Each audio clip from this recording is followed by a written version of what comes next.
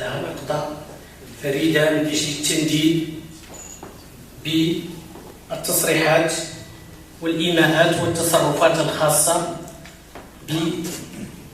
بالسيد الأمين العام للأمم المتحدة من خلال زيارته الأخيرة للجزائر ومخيمات الحمادة تندوف. أولا ندين وبشدة التصريح الخاص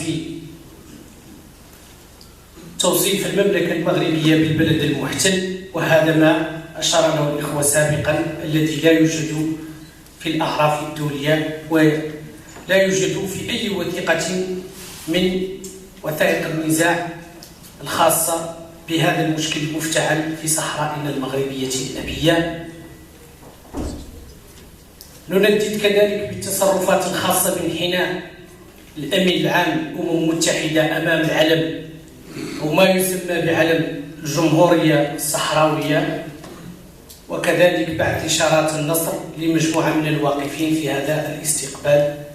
بالمخيمات التي خصصت له الجزائر، ما خصصته من ساكنة الجزائر ومن ساكنة من دول أخرى من أجل هذا الاستقبال. فكما أشار الإخوة سلفا، والمناسبة شر، على أننا كساكنة منتخبين وفعاليات المجتمع المدني وكساكنة إقليم الصنصال، كما شاركنا بقوة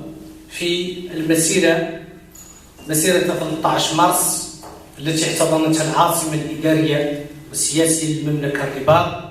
والتي قد أطرها الإخوة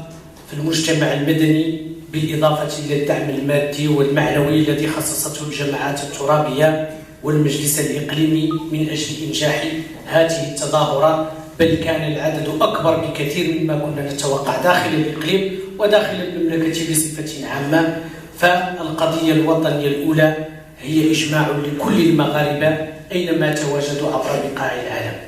ووقفة 13 مارس ما هي إلا وقفة مبسطة وصغيرة لما يختزنه المغاربة في قلوبهم اتجاه قضيتهم الوطنية، ويشاركنا في ذلك مجموعة من حلفائنا وأصدقاء المغرب وممن يؤمنون